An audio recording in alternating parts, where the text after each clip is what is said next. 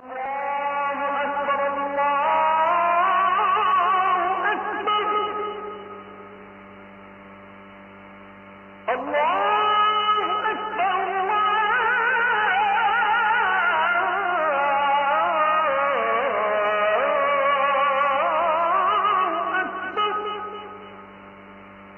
কি এখন বলবেন এই ঐচ্ছিক রোজাগুলোর মধ্যে গুরুত্বপূর্ণ কোনটা?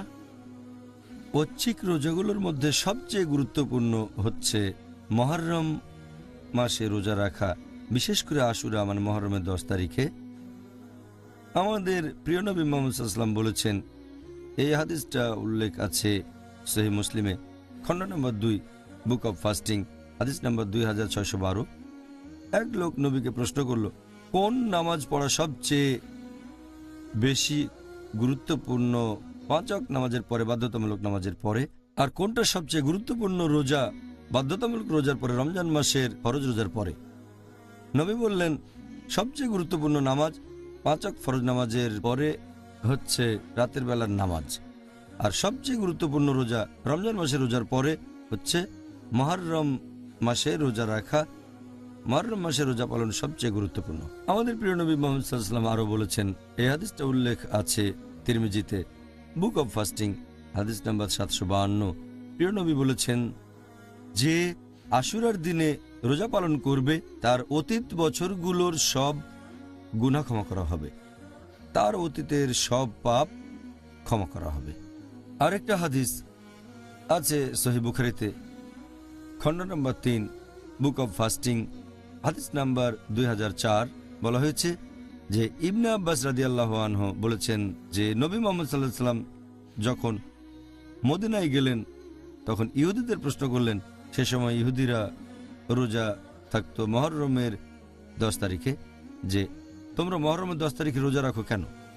তারা উত্তর দিল যে এই দিন বনী ইসরাইল শত্রুর কাছ থেকে মুক্তি পেয়েছিল, আল্লাহ সুবহানাহু ওয়া তাআলা এই দিন তাদের মুক্ত করেছিলেন, আর আমাদের নবী মুসা আলাইহিস সালাম এই দিনে রোজা রাখতেন। নবী মুহাম্মদ সাল্লাল্লাহু আলাইহি ওয়াসাল্লাম তখন বললেন, নবী মুসা আলাইহিস সালামের উপর তোমাদের চেয়ে আমাদের অধিকার বেশি। নবী মুসলিমদের তখন নির্দেশ দিলেন যে মুসলিমরা মুহররমের 10 তারিখে রোজা থাকবে আশুরার দিনে। আরও একটা হাদিস আছে সুনান আবু দাউদে, খণ্ড নম্বর 2, বুক অব ফাস্টিং, হাদিস নাম্বার 2439। এখানে ইবনে আব্বাস বলেছেন, আল্লাহ তার উপর সন্তুষ্ট হন, যে যখন নবী মুহাম্মদ সাল্লাল্লাহু আলাইহি ওয়াসাল্লাম বললেন যে মুসলিমদের উচিত মুহররমের 10 তারিখে রোজা রাখা, তার মানে আশুরার দিনে, তখন কয়েকজন সাহাবী, নবীর কয়েকজন সহচর নবীকে বললেন যে এই দিনটা তো উদযাপন করে থাকে ইহুদিরা, এটা তাদের কাছে গুরুত্বপূর্ণ দিন। নবী তখন বললেন, আগামী বছর ইনশাআল্লাহ আমরা মুহররমের 9 তারিখে রোজা রাখব। তবে দুর্ভাগ্যজনক যে নবী এর পরের বছরে জীবিত ছিলেন না, তার আগে তিনি মারা গেছেন। সুন্নান আল নিসাইর একটা হাদিস, বুক অব ফাস্টিং, হাদিস নাম্বার 2416, যে নবী 4টা জিনিস কখনো মিস করতেন না। 1 নম্বর আশুরার দিনে রোজা রাখা, 2 নম্বর জিলহজ মাসের প্রথম 10 দিন রোজা রাখা, 3 নম্বর প্রত্যেক মাসে 3 দিন রোজা রাখা, আয়ামুল বিদ, আর ফজরের নামাজের আগে 2 রাকাত সুন্নত নামাজ। এই হাদিসের ভিত্তিতে জানতে পারি যে খুব ভালো আশুরার দিনে রোজা রাখাটা, অর্থাৎ মুহররম মাসের 10 তারিখে রোজা রাখা। তবে ইহুদিদের থেকে আলাদা করার জন্য ভালো হয় যদি 9 তারিখেও রোজা থাকেন। সবচেয়ে ভালো রোজা থাকবেন 9 আর 10 তারিখে। তবে কেউ যদি শুধু 10 তারিখেই রোজা রাখে কোনো সমস্যা নেই। অনেক বিশেষজ্ঞ বলেন রোজা রাখবেন 10 এবং 11 তারিখে ইহুদিদের থেকে আলাদা হওয়ার জন্য।